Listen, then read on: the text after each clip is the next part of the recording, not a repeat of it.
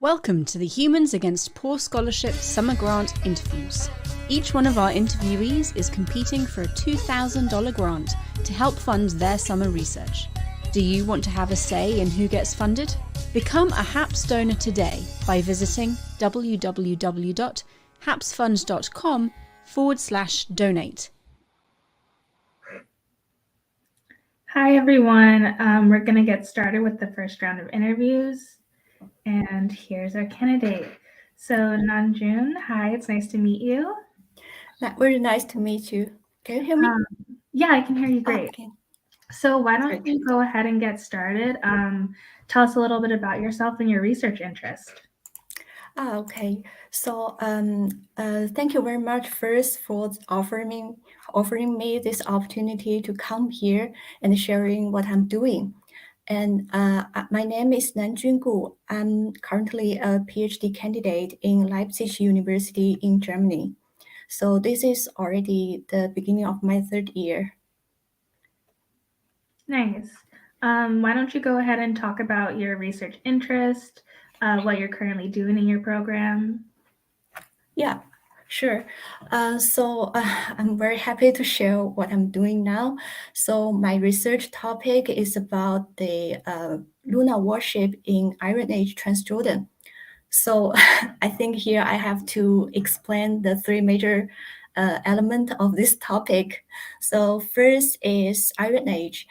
So in my research, the Iron Age specifically refers to the period following the large-scale collapse after the end of late Bronze Age to the Persian period.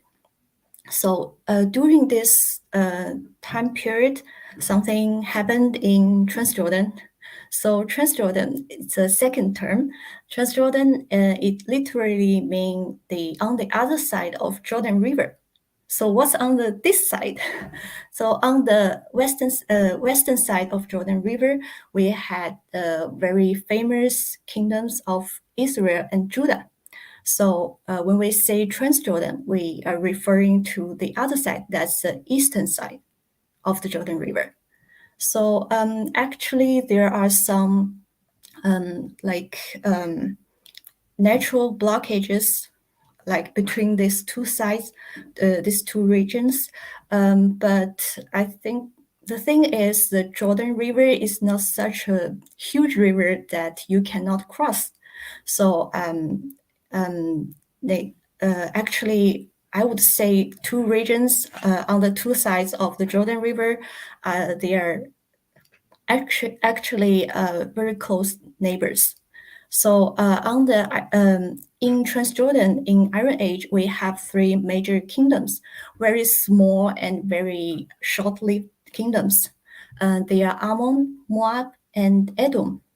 I guess many people have heard about them because all of these three kingdoms had appeared in the Old Testament and also in some other textual records.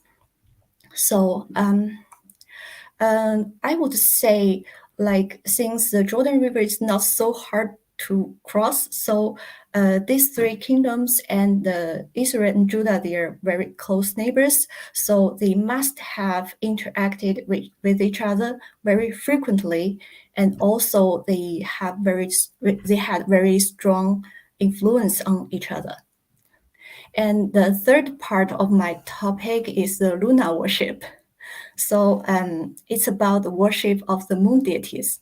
So here I have to introduce an idea, a phenomena called lunarization. So it sounds a little bit confusing, right? It's kind of a phenomena that happened. It's actually one of a series of three phenomena that happened on the supreme deities in different cultures in Iron Age in southern Levant. So the other two are solarization and astralization. All these three kinds of phenomena, they rose from people's attention to the heaven, to the sky, and to the cosmic powers. And we can see this kind of evidence on personal cells, on some like symbols. So lunarization, when we say this phenomena happened on a supreme god, it doesn't mean the moon god become the supreme god of a certain culture or religion, but it's the other way around. So that is the supreme god gradually, they took the function of the moon deities and be worshipped like the moon deity. So actually, in my research, there are two kinds of moon deities. So one of them is the true moon deities, I would say. So they themselves are the moon, like in Mesopotamia, like Nana or Sin. Mm-hmm. In the Western Semitic world, mostly they were called Yahir or Yehiach, with the root means moon or month. So the other kind of the moon deity are the lunarized supreme gods. Mm. So in my research, first I have to find out all the deities, moon deities worshipped by the Transjordanian people in Iron Age. So to see how people worship them. And I also have to identify all the supreme gods of these three kingdoms, and to see if they were lunarized, if they were also worshipped like a moon deity. And also, as I just mentioned, since Israel and Judah are their close neighbors, so I believe this kind of phenomena also happened on the Israelite Yahweh. So this is basically what I'm going to do with my topic. Nice. And what kinds of evidence do you work with? Do you work with text or artifacts? Thank you for asking. So actually, I have to work on three kinds of evidence, three kinds of materials. So the first one is, of course, the archaeological evidence. So I'm looking for the temples, shrines, and like cult places, and also the traces of cult behaviors. And I think in this way, we can look into the way the Transjordanian people worship their deities. And also, I have to work with iconography. They are mostly on the inscriptions and personal seals. I'm looking for those iconography with connection, the motifs with connection with moon worship. That means a moon crescent or a bull or something like that. And also, I have to work with textual sources. It's very sad that we don't really have a lot of these kind of materials. Like in Transjordan, we do have some inscriptions, like the Amen Citadel inscription, also the Mesha Stele, and things like that, but only in a very small number. So basically, I have to work with onomasticons. So we have a relatively large number of them. So in the onomasticons, we can see a lot of personal names, and quite a large number of them has at least one theophoric element. So that's the name of a god or something. And yeah, and I'm sorry? Oh, you can continue, sorry. Okay, and by analyzing this kind of personal names, we can see at least how these name givers understand and expect from the deities. So I think it will be very helpful to my study. And also we have something like outside some textual sources outside the Transjordan, like both biblical and extra biblical things. For example, the Mesopotamian royal inscriptions, and all of them mention this region, but also sadly not much about the daily life of the people. Yeah. So how significant or similar or different are the is the worship between Mesopotamian moon gods and these moon gods in Transjordan? I think there are two different systems. There are a lot of scholars suggest that the Mesopotamian worship of the moon god Sin has very strong influence on the Western Semitic moon god, how people worship the Western Semitic god. But I don't think that's so strong. I would say, because most people believe this worship of Sin in Western Semitic world come from the worship of Sin of Hahan. So, but actually, I think the worship of Sin of Hahan is a little bit different from how people worshipped Sin in Mesopotamia, because actually they mixed their own moon god worship with this new coming moon god. Actually, they are worshiping their own moon god like under the name of a new coming moon deity. Interesting. So what specifically would you use the HAPS summer funding for?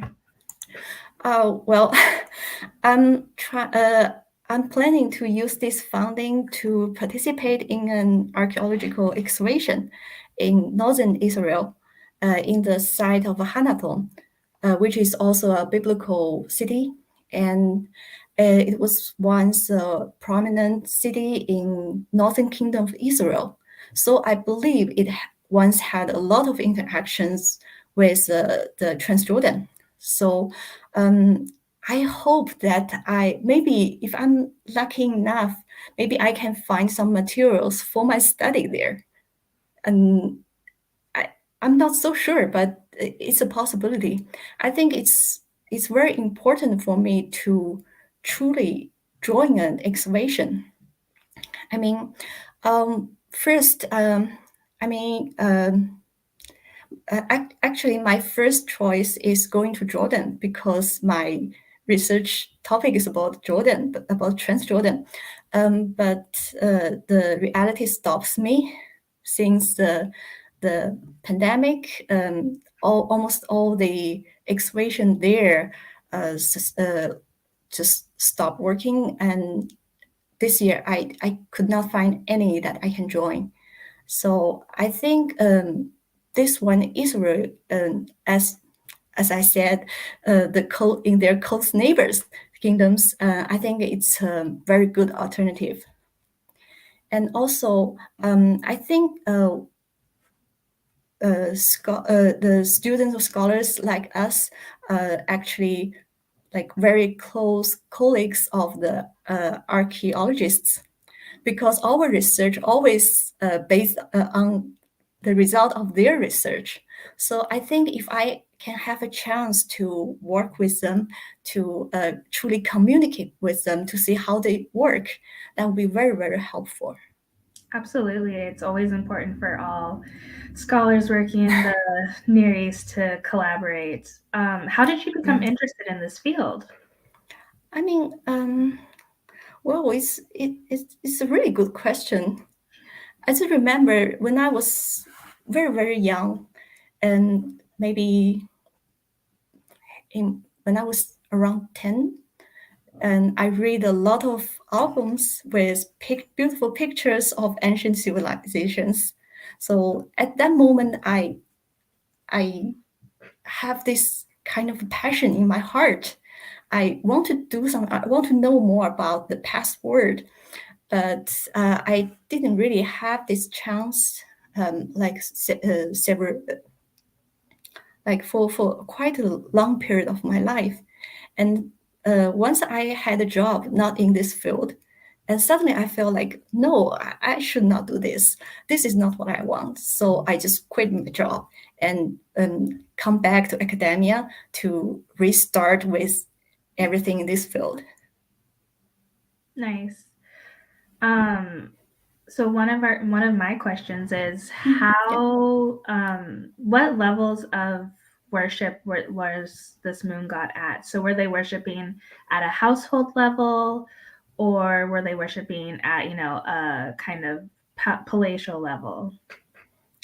I think it's I think we can see the evidence to see this. This is a kind of very important deity in ancient Near East. So I think we have evidence to know these moon deities were worshipped almost on every level. All right. Awesome. Yeah. So someone asked, was it hard to leave your job and come back to academia? Sorry. Oh, was it hard to leave the job and the to come back? Well, I would say yes, of course, yes. Because now I don't really have income. I have to find a way to support my further study. And, at a certain age that you're no longer so young, but you still have to start with something new and go into a new world that need you to work very, very hard to gain the knowledge, to gain that's what you need. I think it is hard, but I really enjoy it. I think I did a good choice. Yeah, I think it's a testament to your dedication to your work. How are the moon gods depicted? Are they depicted, in relation to the maybe kings or regular people? Are they anthropomorphized or are they depicted more animal-like? I think in different stages we can see the moon deities in different kind of appearance. So sometimes we can see them like a human figure, looks like a human figure, but we can see the signs like a crescent or like in Mesopotamia, two horns on their hand, on their head, and things like that, or a figure sitting in a boat looks like a moon crescent. And also, I think in the later period, this kind of figure become less, and we will see more symbols like what I just said, the moon crescent or a bull, or sometimes also a moon disk, and some other things like also Sing of Han, his representative symbol is how to call that? It's a moon standard.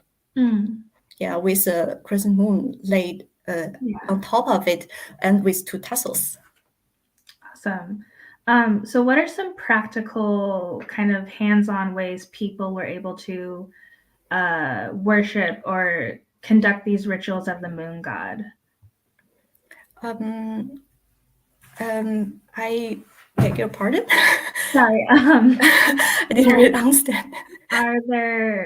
So you talked about how they have kind of cultic little temples. Are those also household based? Do they have figures relating to moon gods? Is there evidence of ceremonies? So those are some of the things we see in Mesopotamia. Do we also see those in Transjordan? Actually, that's what I'm going to find. Okay. And I think we've already seen at least one moon temple.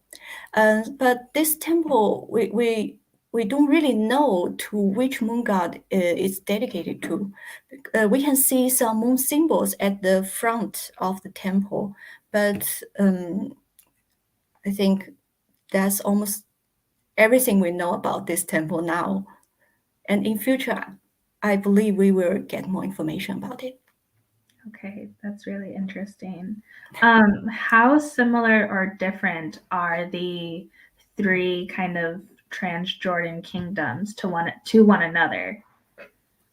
Actually, they were almost existed at the same period, and they are all small kingdoms. I think they are somehow similar, and they always have to face a similar threat from the empires and other small kingdoms around them. Nowadays, currently I'm focused on the study of Ammon, the northmost one, and later I will move to the southern two. Yeah. Yeah. So do you see a lot of evidence of this cultic or lunar iconography that is traveling both to and from Transjordan? I think there are indeed. Basically, I'm working on the personal sales. That's almost the only thing we have, and so we can really see we can see a lot of information on this sales. Yeah, but not much. Yeah, yeah, of course. And how do I phrase this? So how does the lunarization of the gods relate to the solarization and astronomization you mentioned before? Astralization. Astralization. Yeah. I think the solarization is the first one. The happened at first. So on iconography, we can see suddenly it appeared a lot of solar symbols on the sails or everything, and it was in Iron Age 2B, and that's the second phase of the second period of Iron Age. So later in Iron Age C, Iron Age 2C, so that's the later period, we can see almost all these solar symbols were replaced by the lunar symbols or the star symbols. So there is I won't say a gap, but these three phenomena did not happen at the same time. Interesting. So it was kind of one transition into another, or Yeah. okay. Do we know what associations the moon god had for the people who worship them? I think it quite depends on the people and on their cultural background. Different people, different they have different connection with the moon deities. If you worship the moon deities like a family god, you of course expect maybe more private things from them. And I think I'm not sure if this can answer the question. I think that's a good start. I think, in a lot of ways, like you said, we don't necessarily know everything. Yeah. Yeah, is there any other last things you want to mention about your work? Well, I have not much to mention about my work, but I want to express my passion to the archaeological excavations, because sometimes I feel like as someone who do research in this field, if I can really stand in an ancient site, stand in front of it, inside it, and look into the environment and try to imagine how the ancient society ran like more than 2,000 years ago, it would be very amazing, and it can bring me a lot of inspirations. Absolutely. Thank you so much for your time and Thank telling you us very about much. research. Regardless, I hope it ends up taking you to amazing places, and it sounds like it's going to be great. Thank you very much. Yeah. Hi. And we have our next one, Anastasia. Yes, hi. Or you can just call me Anna. It's usually a little bit faster. Okay, perfect. Well, welcome. And why don't you start by introducing yourself, telling us a little bit about where you are, what you're working on? Yeah, absolutely. So hi, I'm Anna. I'm a PhD candidate at Stony Brook University with the interdepartmental doctoral program in anthropological sciences. So I am a fourth year, finishing up. I am somebody who's very interested in sort of method development. So improving how we answer questions, specifically questions about like human and animal interactions in places like wetlands. So one of the projects I'm working on right now is developing some methods for isotope analysis in southern Iraq at Ur. Oh, cool. That's great. So, so why don't you tell us a little bit how you got into this research and what this has led you to so far? Yeah, absolutely. So I started actually in undergraduate. I was pre-law and somehow fell into archaeology. Unclear how, but that's where I ended up. And so I ended up falling into animal management as like a big overarching archaeology question. And so the isotope analysis, I see a question in the chat about what it is, and I will get to that shortly. But so that sort of kind of fell in at the end because I'm really nosy, and I realized there were some questions that we just weren't able to answer with like digging up buildings and artifacts and everything. There's still some questions we had. And I was really nosy, and I was like, okay, well, how do you expect to answer those questions then? So Q grad school, and I actually did a master's in Roman animal management. And then I took a gap year and kind of reassessed my life after that. And I ended up here at Stony Brook because I realized I really wanted to look at animal management in kind of unexpected places. So in wetlands, for example. So I was like, well, yeah, wetlands are kind of gross. You don't expect them to really be somewhere that people rely on so much. It's muggy, it's salty, it smells really weird when it's warm. And yet we see so much in the human past that people are relying on wetlands. So with southern Mesopotamia, of course, you have the marshes in southern Iraq, and they're still dependent on today. They are a huge and significant landscape there. And we just have so many questions. And I'm incredibly nosy. So I'm going to stick my nose here and see how we can answer some of these questions where, you know, sometimes archaeological remains like buildings, structures, artifacts, they don't always preserve.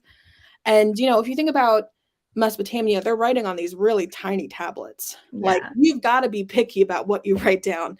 So no one's going to write down like, yeah, today, you know, in the marsh, I brought all my sheep into the city for some crazy reason. No one's going to write that down. Joe's not spending his time writing that on a little tablet. So that's kind of what I like to do. I like to judge people a little bit, answer some questions. And that's how I fell into what I do. Awesome. So why don't you give us an introduction of what stable isotopes are? Yeah, absolutely. So isotopes are basically just these atoms with an element that have different weights. So for example, you'll have strontium, which can have like a weight of 87, 86, there's 88, there's a whole bunch. But when you measure those isotopes in, say, a bone or a plant or water or hair or pretty much anything, they're in everything. They kind of act like fingerprints based on how much of one isotope is there compared to another. So they're ratios essentially, but they act like fingerprints. So you can answer questions like what somebody ate, where somebody came from. In the case of some of my research, where this animal was eating its grass or reeds in some cases. And what kind of environment those plants were growing in too. So you see it a lot with environmental reconstruction. That's how we get a lot of like climate information, which is really intense and a little bit not for me. I like to know what the sheep were eating. But yes, they're just really fingerprints is the best way I can describe it. Okay, cool. And so you talked about strontium. What other isotopes are there to measure? Yeah, so strontium is really good for looking at mobility and migration. So it can tell you if somebody's local or non-local. It's a little bit tough to explicitly say where somebody came from. It's kind of you don't want to get too specific with things like that. There's also carbon and nitrogen. So carbon is like the building block of life here on Earth. It's in everything. Nitrogen is such a huge part of our air. But it actually is really good for assessing diet. So you can see if somebody was eating a whole lot of corn. So my favorite example in the Midwestern US, where in prehistory, corn was a very big part of the diet. If you measure corn and you measure some of the lower status people, they almost look exactly like corn. So those are two things you can use. And why is that? Why are they looking like corn? So there's a phrase that we use, which is "you are what you eat." And it's basically as you're eating something or drinking something, or in the case of some of the heavier elements, like even just breathing the air and having it sit on your teeth, these isotopes can actually like fit into the other elements in our bodies. So carbon, nitrogen, we're basically all products of the same elements here on Earth. Mm-hmm. We've all got strontium in us. We've all got carbon, nitrogen. It's just when you eat stuff, especially as your teeth are growing or as your bones are forming, your hair's growing, your nails, you take in some of that. So essentially, you are what you eat, you are what you breathe, you are what you drink. And if for like some of like your baby teeth, you are what your mother ate, which is really interesting, but also very, very kind of interesting to think about. Like, man, mom, what did you eat? So what are your summer plans and what would you use the HAPS funding Yeah, for? absolutely. So this summer, I am developing a method that will help us assess human and animal migration in So for strontium analysis, you need to be really careful about the conditions you're doing that method in. And Southern Iraq is incredibly salty. It is like, I mean, we have bones here in the lab that are almost purely encased in like salt. Not as pure as table salt, but like ocean salt almost, sea salt. And that kind of messes with our methods. It makes things kind of unreliable. It's like, am I analyzing the bone or am I analyzing the salt? And pretty much all the salt will look like the ocean. So it would look like people were raising sheep and cows in the middle of the ocean. And then we'd be like, that's really weird. What were they doing? So I'm developing a method that will kind of help us clean off that extra salt to make sure that when we're analyzing these bones, these plants, this dirt, we're genuinely getting what the original strontium of those materials should look like. It's like if you have a desk and it's made of beautiful wood, and then somebody painted it over with like chalk paint almost. And so you're like, do I have a white desk or do I actually have a wooden desk? And so you would just kind of scrape it off to get to the real wood underneath. And so that's what I'm working on developing, a good way to scrape off the extra paint, essentially. So this summer, I am going to be testing this method because we've kind of developed it and we have data, but we're also going to be testing the washes I did. So I basically, to clean it, I put these bones and dirt samples through a whole bunch of like washing and rinsing cycles, essentially. I just kept hitting the rewash cycle on the washing machine.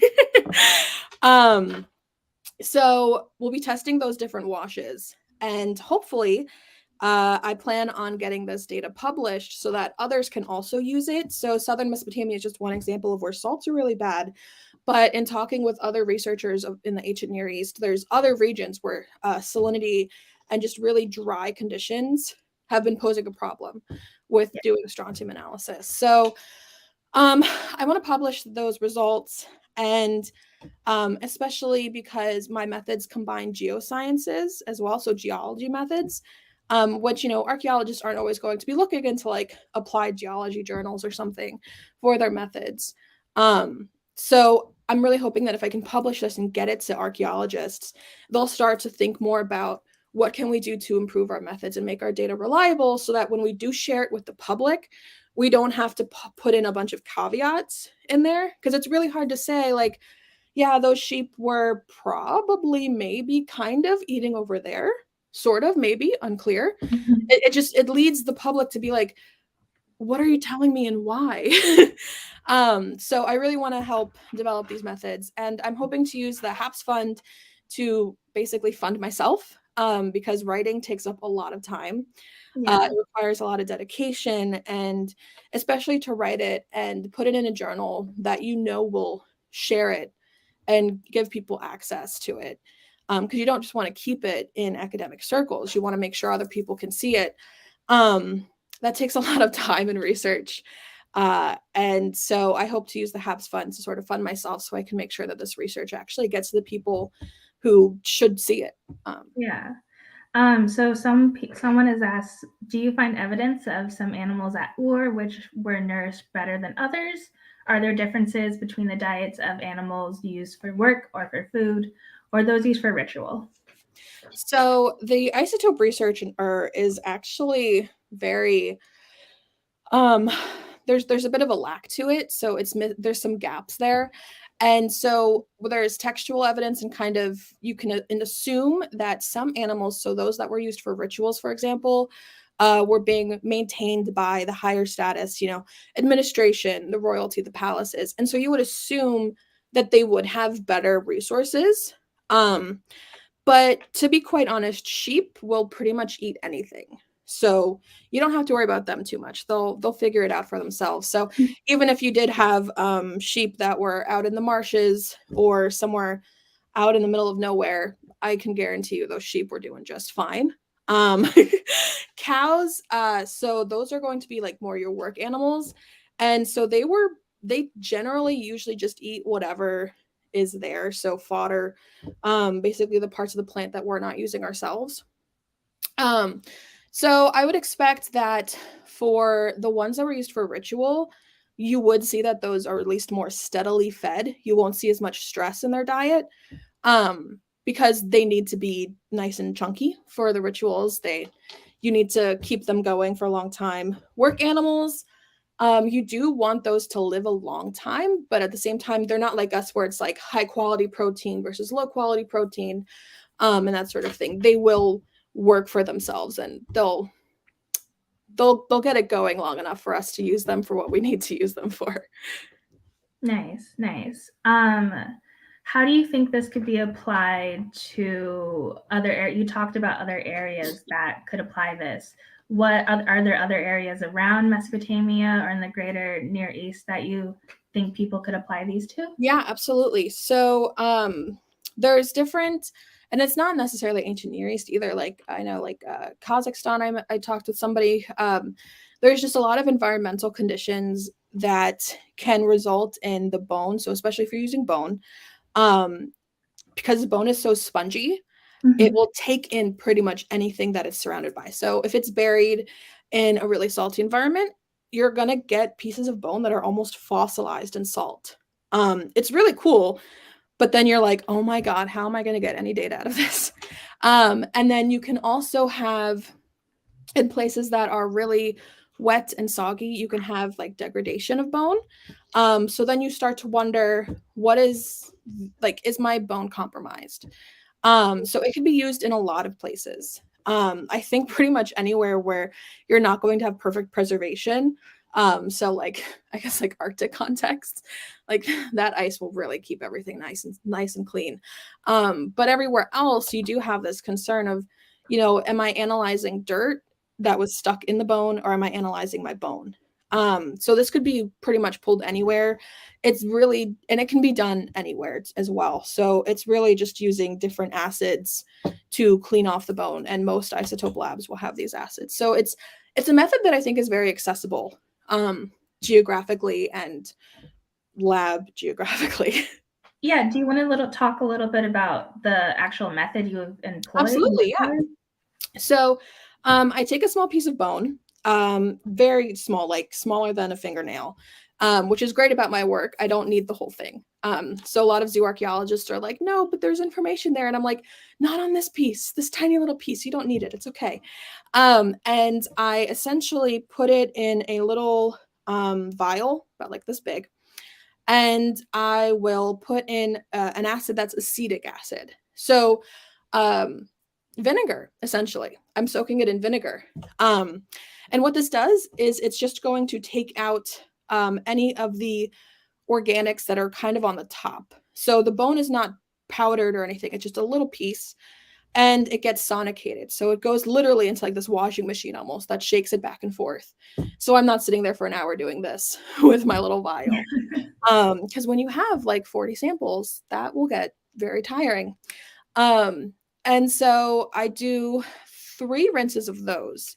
And each time I'm taking out the acid with like a pipette tip. I'm basically sucking it out to save for later so we can analyze it and see if we can actually reproduce, almost trace where the extra stuff is coming off. And then after that, it's basically a lot of water rinsing because you don't want to have any acids in there. Like I said, bone is spongy, so you really need to get the extra stuff out. So a lot of water rinsing. I'm just sitting there with like a little squirt bottle, rinsing them for a little while. Kind of monotonous, but and then after that, they're dissolved in nitric acid, which I don't think we have much of a at-home equivalent, but it's basically just which is a good thing. Yeah, really best. It's just very reactive, but it will dissolve bone quite nicely. So I dissolve it, and then it gets dried into like a tiny little crust, which I then redissolve, and then I put through this these tubes that will basically separate out the elements for me. So in this case, I want strontium, so it'll take out the strontium, and then the rest of it gets like washed out of these columns. Awesome. So how many samples are you likely to work on in your research? So for this project specifically, I have about 30 bones, a few teeth, and like 40 or 50 little piles of dirt. So quite a few. The bones and teeth all came from those piles of dirt. So I can actually see, like, is my bone matching the piece of dirt it came out of? Which, if you think about it's very tightly packed. Everyone's kind of on top of each other. There's really nowhere to raise a cow. It would be like trying to raise a farm in the middle of New York City. It's just not happening. Or if it is, you're going to have really angry neighbors. So my bones shouldn't exactly look like my dirt. And so that's how we're testing that. So I need to have a lot of dirt just to make sure that, I'm seeing the variation I would expect, because you would think that your larger animals, at least, are coming from the marshes or fields outside of the city or the mountains, for example. You wouldn't expect it to look like somebody was raising a farm in the middle of New York City. How similar or different is the underlying bedrock that produces the strontium between a city and a marsh? Yeah, so that's a really great question, because in this area, so strontium has a whole big geology basis to it. Strontium is basically reflecting the underlying bedrock. And in the case of the marshes, so southern Mesopotamia, southern Iraq, has the Euphrates and Tigris coming down to it. It is a plain, essentially. It's a very fluvial plain, we call it. So it just has a lot of moving water running through it.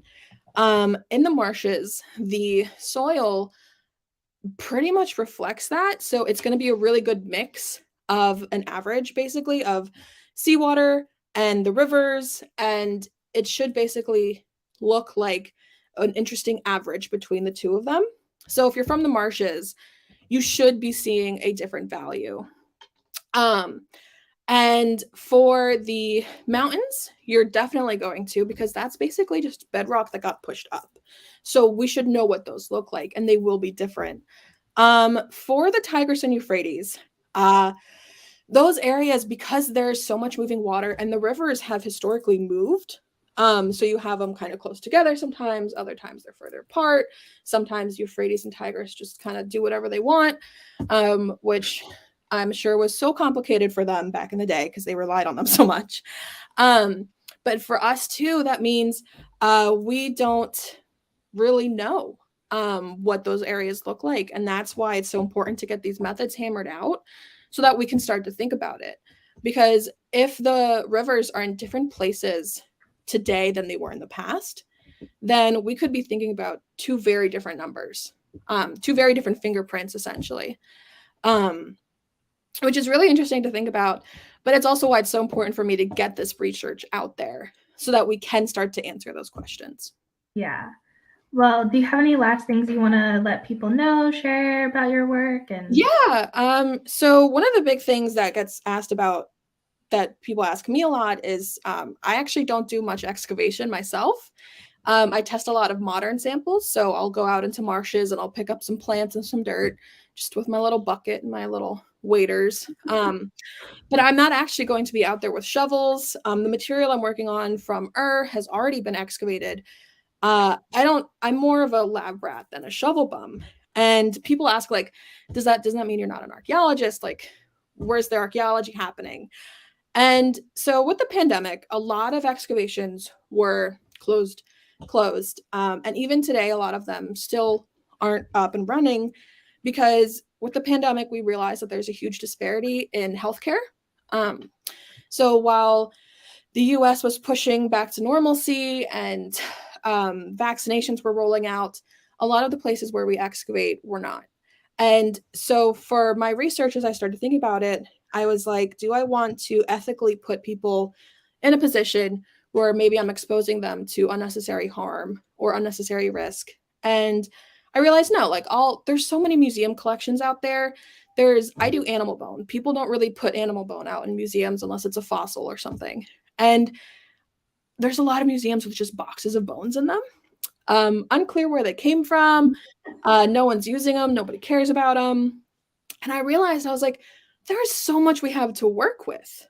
And I don't know if it's just my thrifting hobby coming out into my research or what.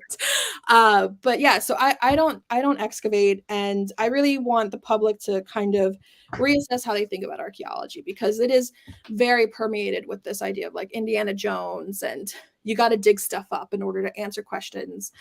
And I think that can have some interesting relationships with the public, especially from marginalized communities who are like, please don't dig up my beautiful historical, cultural resources. Like there's other ways to answer these questions. Yeah. So that's a big thing I want to address. And then I hope to address with my dissertation as well once I get a bigger platform and a doctor in front of my name or something. And then that means people will listen to me or something. But yeah, that's one of the big things is that, you don't have to dig stuff up to answer important questions. You can be considerate of communities and reach out to them because they also know a lot of things that you might not pick up just from digging up buildings or dirt.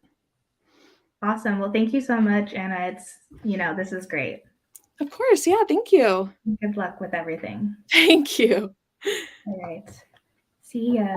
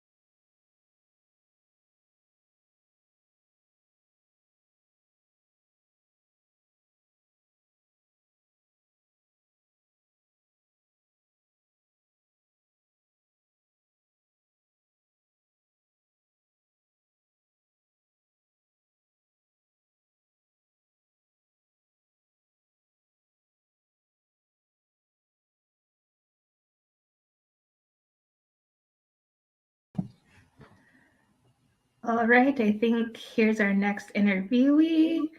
Claire, hi, it's nice to welcome. Hi, Melina. Thank you for having me. Yeah, so if you want to go ahead and introduce yourself, where you are, what year you are in your research. Yes, of course. So I'm Claire Padovani. I'm currently a PhD candidate in La Sorbonne University in Paris. And I hope to finish my PhD in the following months and to defend it in December. Very nice. So I started archaeology in Marseille, in my hometown, so in south of France. But in the uni there, the courses were more oriented toward the Western Mediterranean world and the classics. So but I met a professor who was actually teaching Sumerian epigraphy. So it's why I get introduced to archaeology of the ancient Near East. But I really wanted to do field excavation, so I decided to move to Paris to keep going with a master's degree. And I dropped out epigraphy. Nice. But since then, I've been, since 2017, I've been excavating on several sites in Iraq. So I'm part of 3 missions, 2 in northern Iraq in the Kurdistan region, and 1 in southern Iraq in the Mesopotamian basin, so on the site of Tel el-Weli and Larsa. And so I'm covering a period from the 6th millennium BC towards the 3rd millennium BC. Nice. So why don't you tell us about your field of research, your specialty? Yes, of course. So my research focuses on pottery workshops and kilns from the 4th to the 3rd millennium BC, and how the work is organized in these places. So most of my corpus come from the site I'm excavating in, I told you about. And during this proto-historic time, pottery was like the plastic of today. So everybody was using pottery, the inhabitants of the cities, but also of the countryside, the kings and the queens also, and for very different type of activity like cooking, eating, storing water, anything. So therefore, ceramic production was the second most important economic activity after the production of agricultural goods. So in consequence, pottery is what archaeologists find the most on archaeological sites from this period. But nevertheless, we know very little about pottery production contexts and the technology of production of this widely used material. So, and there is a reason for that. It's because since the beginning of excavation in the 19th century, field work focuses on places of power like temples and palaces. And because they were looking for the beautiful objects to fill in the museum. So for a long time, town periphery and common people's houses and everyday life vestiges actually fell out of the scope of the archaeological research. So my research really focuses on industrial areas where common material is produced for common people. So actually, this gray economy is not described in the text, in the textual recording. So it's why archaeology is very important at this point, and it constitutes the socio-economic base of the society, and it can tell us a lot about its organization. Yeah, absolutely. So it's I try to understand the changes that happen in the organization of the pottery production and the social meaning also of these changes. So I'm looking for the places where the pottery was produced, and I examine the location of the production, the special organization of the workshops, and the firing technology and the tools that were used to produce the pottery. Awesome. How easy is it to find these industrial areas at a site? Well, yeah, it's not very easy, but there is one good marker, which is the kiln actually, because when you find the kiln, the pottery production, where the pottery fashioning area is not far away, because you can't carry raw pottery on a long distance to fire it, because it's too dangerous. You're going to break it when it's soft. So. But it's also more easy to find it if you know the potential location of it. And so it's why and it's what I'm looking for, and it's why the result of this research are important. It's because I can document different type of organization, like domestic workshop or multi-production and administrative workshops, or large industrial areas, and each one has a different pattern of organization and is located in a precise place in the sites. Yeah, So is there, oh, sorry, I was just going to ask, do you know exactly where they're located? Are they in the city? Are they next to the city? Are they out in the landscape, not near anyone? yeah, but actually, all. Okay. It depends of the period, but in some point, it's really on, like, for example, in the second half of the third millennium, it's really out of the city. So we have special sites dedicated to the pottery production that are out of the city, with very big firing areas and kilns actually connected the one with the others. And at some points, you have just workshops that are concentrated in the periphery of the cities, or sometimes it's also organized by quarters, by neighborhood. So in each neighborhood, you have potters that share some spaces to put their kilns, for example. But they produce their pottery in their home, so it's changing, and it's why it's interesting. So then you can relate it to socio-economic organization of the work in general, depending on the period. Yeah, that's great. So why don't you go ahead and tell us a little bit about what you would use this research fund for this summer specifically? Yes, so for this summer, I have 3 related projects. So first, to finish the writing of my PhD would be great. And second, so the main project would be to create an open database on kilns and workshop organization from my PhD database. Because talking with my colleagues working on other period and other region, I realized that the identification of pottery production places was actually a widespread and a major problem, and not related to Southwest Asia only. So if we don't know the potential localization of the production, or the shape of the structures and of the tools that taking part in the process, you can't recognize it on the field, and it increases the lack of data.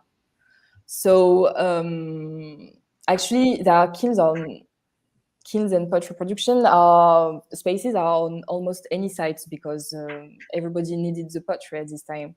But they are not always understood during the excavation, because there is no data of reference accessible to everybody. So I would like to build this database and open it to anyone. And I choose I choose to build it on 🀭Jurists, which is a database system that is entirely online and developed by an archaeologist who is called Jan Johnson from the University of Sydney. And this is great because you don't need to have a programming skills or anything. You can use it very easily, because I don't have those special skills. So, and I also like the fact that you have a big community behind it. So when you have a question, there is always someone to help you to understand how to resolve your problem. Also, it's free, and so very accessible. Yeah. And you can edit a website straightly from the database, like a small internet website. So it's not very beautiful, maybe, but it's quite useful. And then maybe with more money, it would be possible to make something nicer, to adapt the design, with someone to help. So this would be the main project of the summer. And at the end, I will have kind of a map, a website with a map accessible, and pinpoints of this map. So if we click on the pinpoints, you will have all the information on the kilns. Let's say that one pinpoint is a kiln. So you can access to all the data on the kiln, like architecture, technical type, dimensions, photos, bibliographic reference, and all the structures or the working areas related to it. And you can also do research with keywords to find comparative examples.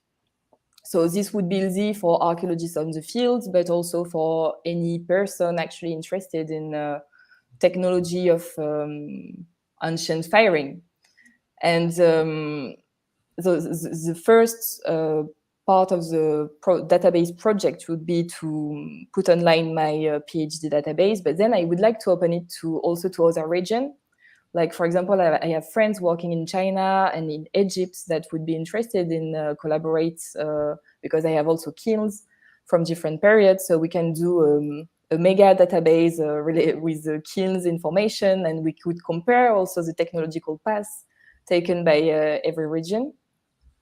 And because it's also, I would like to create through this database a kind of a community of research. It would be good if it's the anchoring point of a community, actually, because it's very important for me to collaborate in this work. I think one of the biggest challenges in the 21st century is not to collect the data, because we produce a huge amount of data, but it's to store and to gather the data, to treat the information. Because to create information, we need to gather the data, to contextualize them, and to compare them, because we can't create knowledge from raw data alone. We need other people to do it. So it's why this community behind the database is very important to me, and I would like to make it work. Yeah, it sounds like a great collaborative opportunity and a great just resource for everyone. So we have a even question. not just scholars. Yeah, sorry. Oh no, yeah.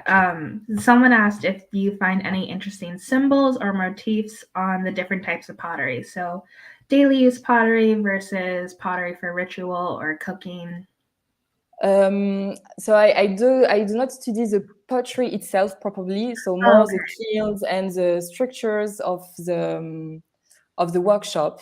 Yeah. So but concerning this pottery, there is pottery used as structures in the workshop, and I think they could be also a ritual of kiln closing. So after the abandonment of the kiln, we have some potteries that are found around the kiln and are inside out, buried in the ground, so on the reverse. And this particular pottery are very interesting for the organization of the workshop and the work in the workshop. But there is some pottery with marks on it, potter's marks, but no inscription. I mean, the pottery we found in the workshop, there are more. It's not pretty pottery with inscription. I mean, it's more common use pottery. Yeah, that makes sense. Do you see any major differences between the kilns in the south and the kilns in the north at your different sites? Yes, there are actually. There is. Well, actually, I could show you a picture if I can share my screen, because in the north, there is a very interesting. Right here. I don't know if you can see. No. Oh, yeah. Yes. Yeah. There is a very interesting kilns installation in the north of Iraq. So, for example, in Girdikala here, we those three kilns connected to each other, and you can see. So these are the three kilns. The top of the kiln is completely eroded because you have the surface here. So the firing room is destroyed, but here was the grate where the pottery was fired, and below was the fire. And you can see that these are ducts connecting all the fireboxes of the kilns together, and they are very well built with the stones around to protect it from the heat, because all these structures were made of clay. So and here in Aliawa also you have a very large kiln, from a very large industrial area that was connected to this kiln here through a duct going through the walls, and also this kiln here through another duct going there. And we found so this is a duct, and the little bump you can see here is actually a slag. So it's a melted ceramic, it's melted clay that made a slag. So this is a proof that it's not a rat hole, actually. It's a it's a duct where the heat was going through.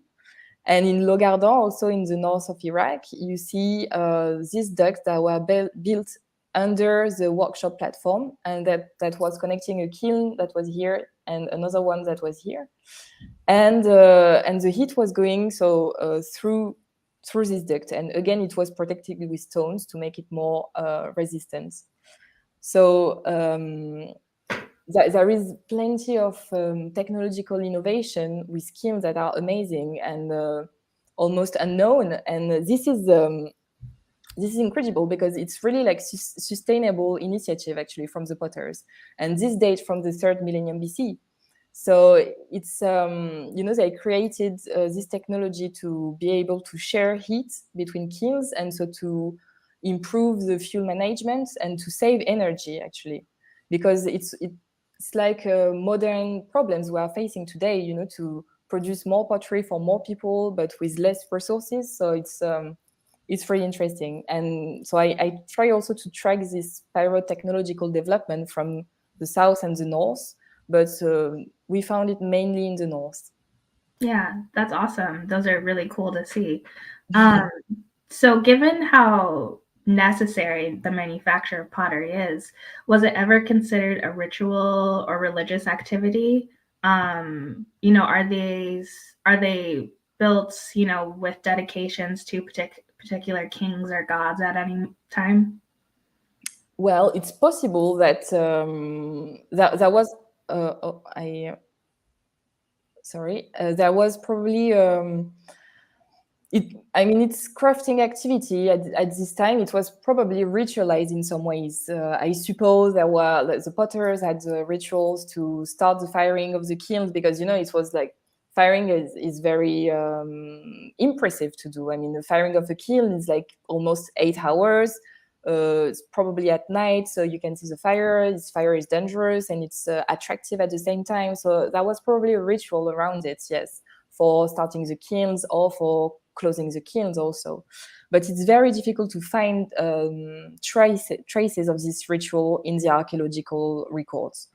If you don't have texts, for example, that describe the ritual performed, it's very difficult. So there is the pottery put inside down that I told you about that could be traces of this ritual. But again, it's just supposition. However, I think the very large industries, like the one I show you, were more to produce big jars, like big storage jars. So it could have a political implication. I mean, a power could have decided to put a pottery production, a pottery factory there to produce these big jars for network exchange, or I don't know, for a particular reason. But it was not directly managed by a temple or by a palace, I think. But they maybe the potters needed to answer the demands of that could have been a political demand. But it was not. I mean, there was some workshops related to palaces and temples in some cities, and there was specialized, for example, in small objects or objects for ritual above the tombs or in small figurines. They could have been, but there are lots of different context of production. So yeah, and they use almost all the same type of kilns, but it depends. I mean, the size varies also. Interesting. Yeah, thinking about the sizes, is there evidence for domestic kilns or small scale or individual pottery production? Yes, actually, there are small ones. Like, I mean, 1 meter of diameter is already, well, it's called small kiln, but yeah, it's already quite okay. I mean, it's a good production. You can fire, I don't know, 100 bowls, for example. So it's quite a lot already to fill in the old kiln. But we have also very, very big kiln. That's the one I show you on the photo. It's almost 5 meters of diameter, so it's huge. But this because of the production. It was to produce like large, very large jars. Yeah. So it's understable. But yes, there is a difference of size, but then the technique, the kiln technique that is used is really chosen by the potters depending on firing traditions. Interesting. Do you ever see evidence, or is it possible to see evidence of reuse from different periods? So like a third millennium kiln being used later in the first millennium, could you tell if an older one was being reused? Yes, you can see. It's difficult to have this tiny level, this precise level with the archaeology. But yes, sometimes you can tell there is a renovation on the kilns. Actually, they are used for a very long time. I mean, they are not used for one firing. It's a generation. I mean, they can stay like 10 years, or they can be used during 10 years by, I think 10 years would be a good average. So they are very, there is renovation, and the potters take care of it because it's their tools, their work tools, actually. They work with it every day. So they cleaned it and they take care of it. And so you can see traces of renovation. And so you put clay on it, around it, inside it. You fill in the holes and things like that. But then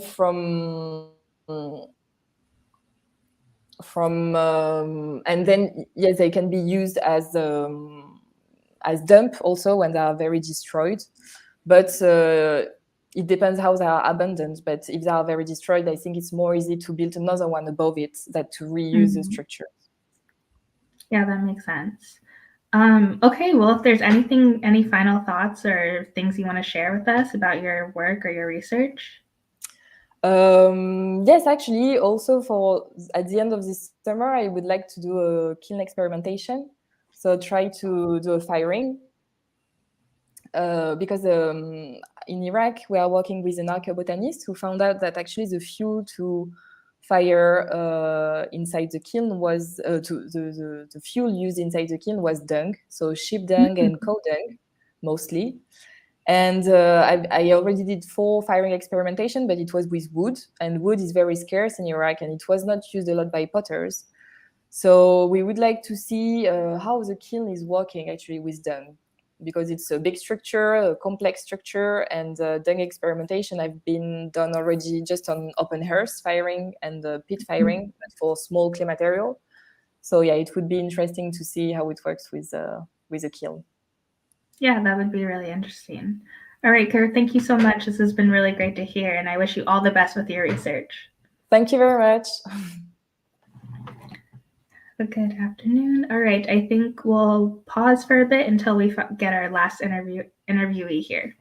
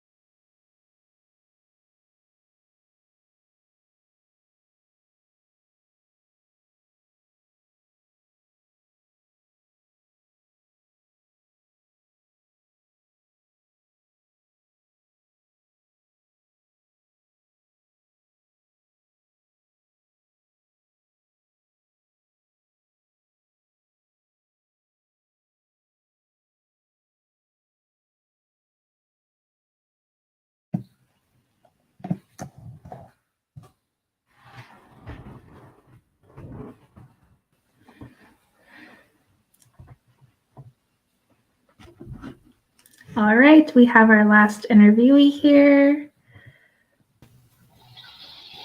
Hi, Jess.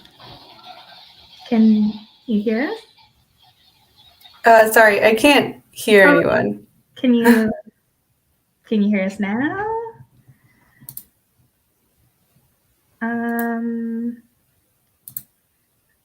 Are we muted to you?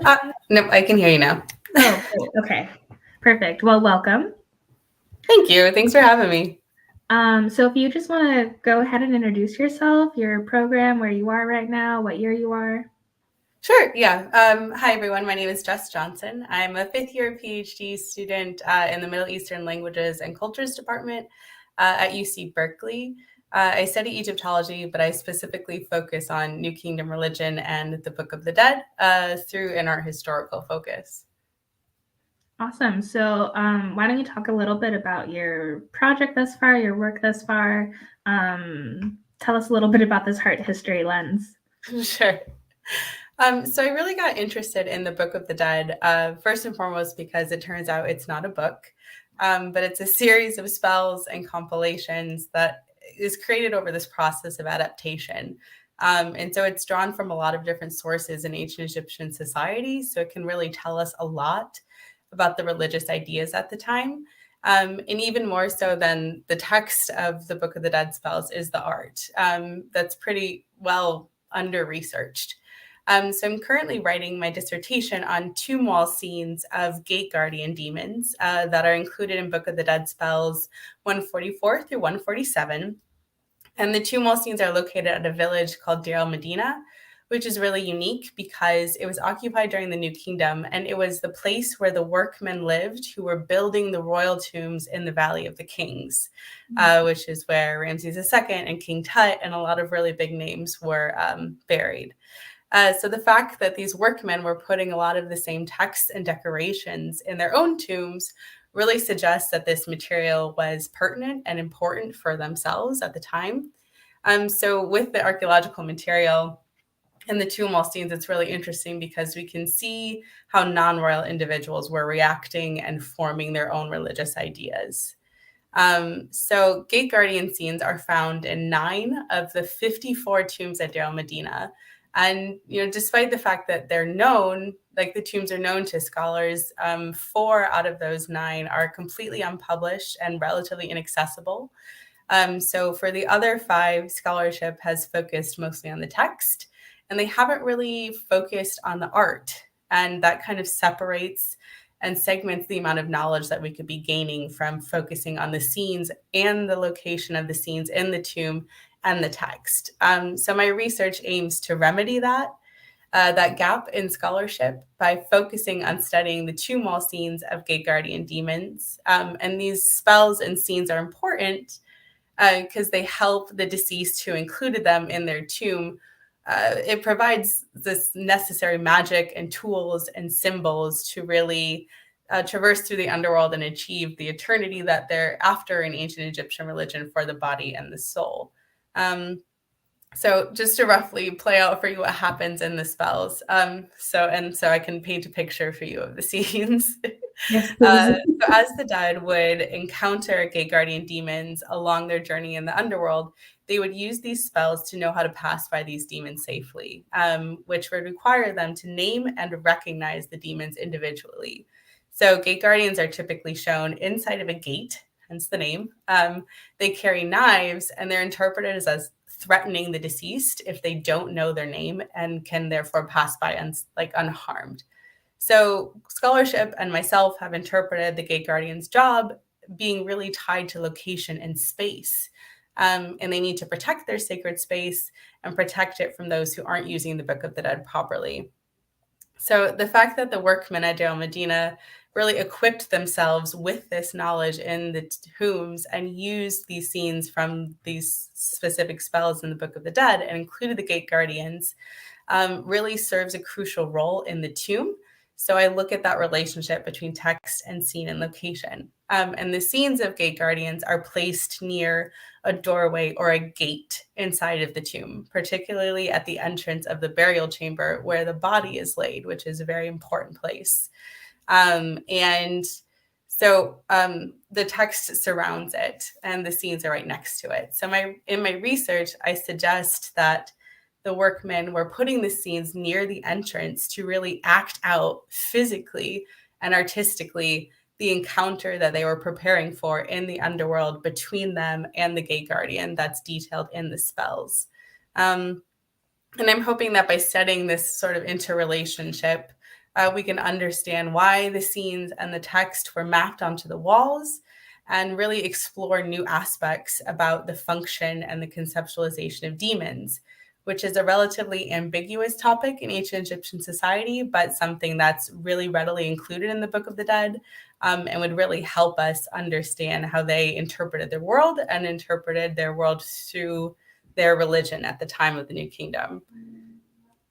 Yeah, absolutely. That sounds super cool. So were these spells and art just preserved on the tomb walls, or do you have other evidence in other context? Mostly they are either on tomb walls or they're included within papyri. And the scenes often match each other. Sometimes they're abbreviated or they're shortcuts. So you'll have one gate guardian and a picture of the deceased instead of like 6 or 7 gate guardians depicted and alongside the deceased. But even when you see them represented in papyri, in scholarship, they have still tended to focus on the text and not really focus on the scene itself, which, considering they really readily go hand in hand in most examples of these spells, it seems to be a partnership that was very meaningful and of some importance to include the scene with the text at the same time. Yeah, absolutely. That would make sense. So what exactly would you do this summer if you got this funding? Sure. Well, if I got the funding, which would be fantastic, what I really want to do, like I said, there's 9 tombs at Deir el-Medina that include the tomb scenes, and 4 of them are completely unpublished, so they're inaccessible. There's no material or publications or articles about them at all.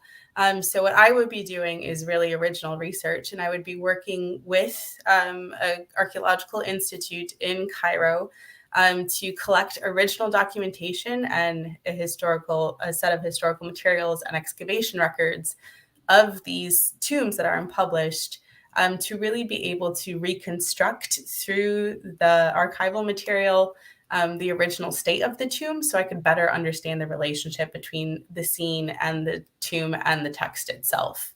So I really need time to be able to work with the Archaeological Institute to gather these materials and to flesh out the ideas, and really reconstruct the original state so that I can understand the relationship and what's happening.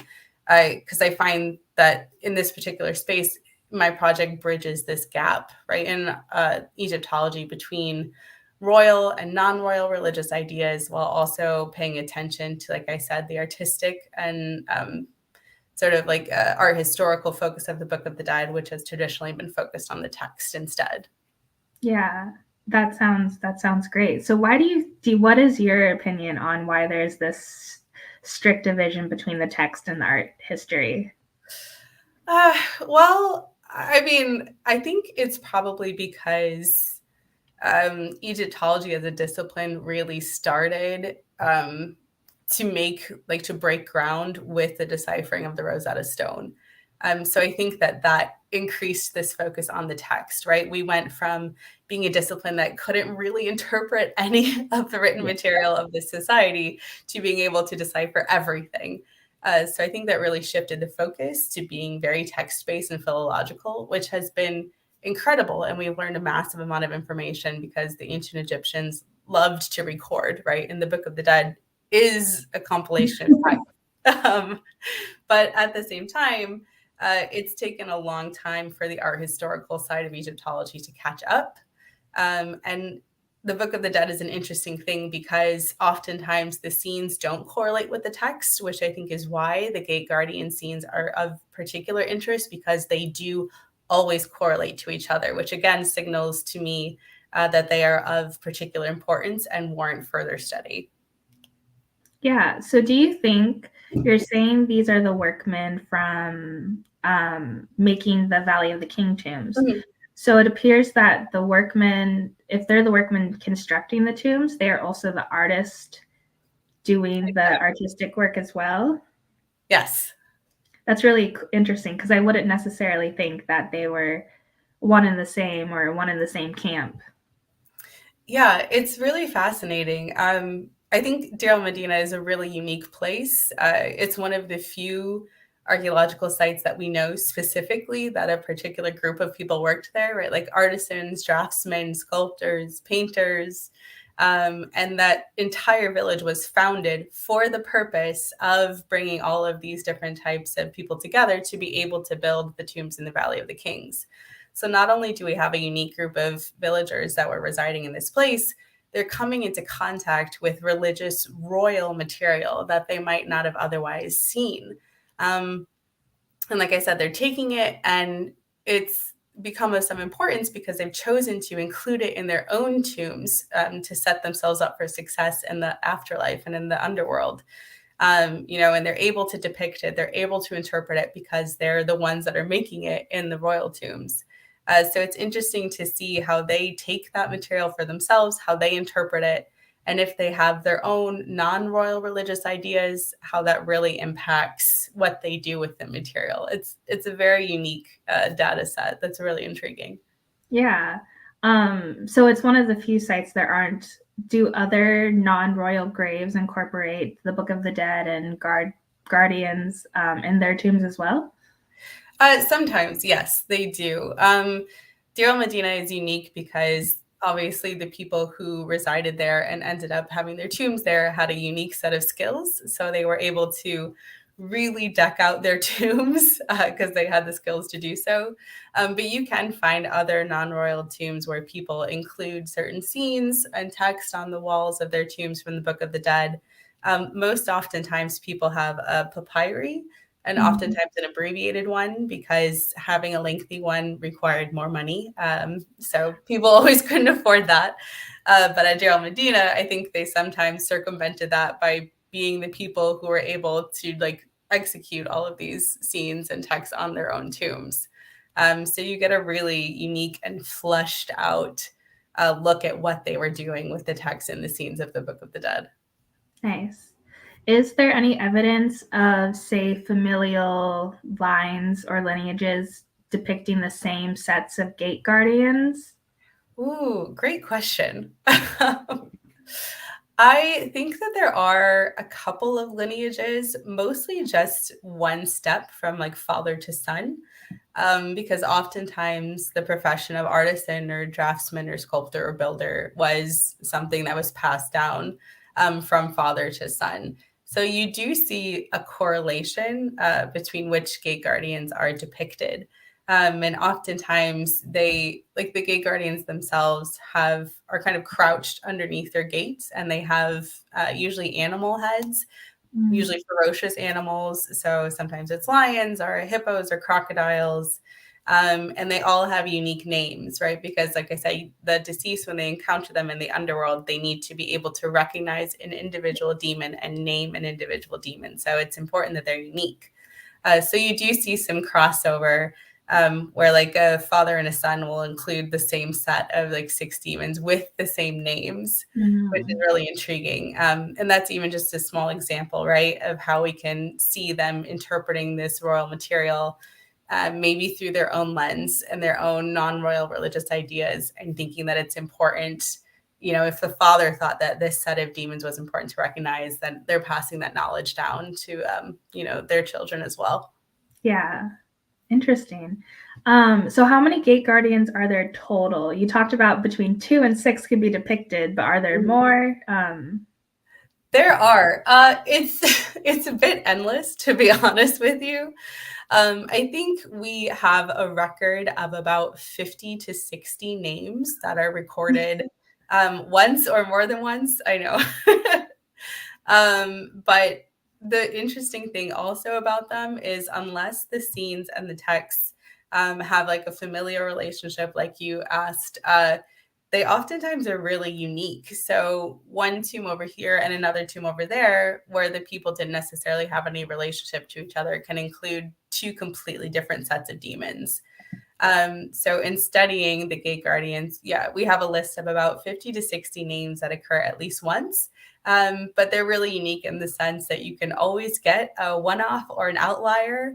And the names are fascinating because they're really descriptive, and they focus on the potential threat that the gate guardians can cause harm to the deceased. So often they can be a bit physical or gruesome or grotesque in the way that they're really describing what the demons are capable of. Sometimes they'll mention like giant jaws or gnashing teeth and claws and things of that nature. So they're definitely reinforcing what we understand to be the point of gate guardians, which makes them even more interesting for why you would include them in your tomb, because you're like, okay, that's a dangerous thing, but it makes it even more important why you would need to include them in your tomb to be able to pass by them safely and unharmed. Yeah, definitely. Do you see any specific differences between the royal and non-royal graves in your research?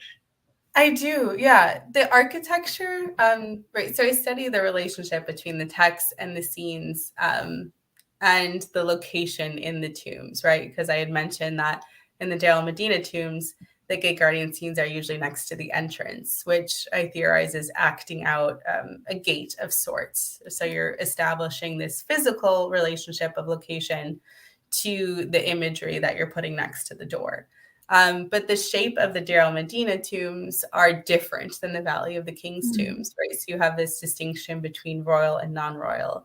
And the royal tombs are much longer and drawn out. They have more corridors spaced in between the chambers. So oftentimes you will find the gate guardians that are included in the royal tombs walking towards an entrance or a gate of some sort. Still having like animal heads, still carrying knives, still mentioning the very descriptive names. So, carrying the same sort of artistic and textual potential for harm that we see described in the Deir el-Medina tombs. But I think because the corridors are stretched out in the royal tombs, they're walking from one space to another or positioned towards one entrance or gate. Or another. And because the Deir el-Medina tombs are smaller and more compact, they tend to be maybe abbreviated by just focusing on putting the scenes right next to the entrance of the burial chamber. Yeah, that's super interesting. Do you see a difference between royal tombs of, say, queens or princesses to those of kings, or the male versus female potential differences? Yeah, you do, which is kind of the fascinating thing, right? It's a standard set of scenes and text in the sense that you can usually always identify what it is. But it's also really unique because of the way that people manipulate it. So in the Valley of the Queens, which is just next door to Deir el-Medina and also just next door to the Valley of the Kings, their tomb shapes are also different. So they have less corridors, but they still have more room than the tombs at Deir el-Medina. So oftentimes you will see kind of like the in-between, the best of both worlds. So you'll see the Valley of the Queens. The Queen's tombs will include the gate guardians, sometimes right next to an entrance, sometimes along a wall that's near an entrance, kind of alluding to them walking around. So they kind of like half it, I think, and take both inspirations and do the best that they can. Nice. So in the depictions they have the gate guardians and they have the text. Are there other things that tend to correlate with these gate guardians beyond that? Or are they typically kind of just self-contained? They can be self-contained because it's a specific set of spells, like 144 through 147. But interestingly, a lot of the tombs that I'm seeing at Deir el-Medina will correlate with the gate guardian scenes right next to another scene from the Book of the Dead, which is a really famous one called Book of the Dead, spell 125, which is the judgment scene. And this is kind of like the final obstacle or hurdle that a dead person has to overcome in their journey through the underworld to be able to achieve eternal life for their body and their soul. So when you see that depicted in a tomb, it usually means that they're implying that they were successful and they passed the judgment and they now have achieved this eternal life. So it's interesting to see the gate guardian scenes, located next to these judgment scenes, because they're really implying, okay, I passed all of these hurdles, right? I passed through the gate guardians. I've gotten through unscathed. I successfully passed the judgment. And now, right, the point is that I have achieved eternal life. I did everything right. So it's interesting to see that they're really trying to set themselves up for success, and that the gate guardians are included in that. And I think the fact that both of those tend to be correlated next to each other shows that they're both very important in where they're located in the tomb, and the function of including them artistically as a scene, and also textually because the text surrounds the scene. Yeah, that's really interesting. So just one final question. To give a sense of the scale of these tomb paintings, are they kind of condensed in, a mural that is roughly the size of people, or are they ceiling to floor fully done? Sure. It varies a little bit, but usually the height of a tomb in Deir el-Medina is about the height of an average person. So 5'7" roughly, like my height. And the tomb walls are split into 2 registers. So there's scenes on the top that are separate from scenes on the bottom. And the gate guardian scenes will often just be featured on the top register, but they can span both registers. But like I said, they're usually only located right near the entrance. So being able, some of the tombs are in a relatively poor state, right? Because they're unpublished and people haven't been actively researching them. So there are some that I don't actually know the full original state of the tomb, which is why it would be important to get the original documentation and the historical material and the excavation records that I'm hoping to work on this summer, so that I can reconstruct that and really be able to better speak to that question about, what the original scenes might have looked like, how big might they have been, what are the correlations in how they were expressed artistically, and really better construct this relationship between scene and location and text. Awesome. That all sounds super cool. Is there anything else you want to let people know about your research or your work or your study? Well, I would just like to thank everyone for their time and for the opportunity to come on here and share my research. I think that demons are a really unique subset of ancient Egyptian religion. They're relatively understudied, but they are prevalent throughout the entire history of ancient Egypt, especially in the New Kingdom. So I would love the opportunity to be able to do further research on that and contribute to what we know and understand. And I really hope for the opportunity. But otherwise, thank you for your time. Absolutely, of course. It's so great to hear all these different fields of research. All right. Well, I wish you all the best and good luck. Yeah, thank you so much. Bye. That concludes the interviews for this 2023 application series. So I think you can vote for all the great research that is going on, the one you are most connected to.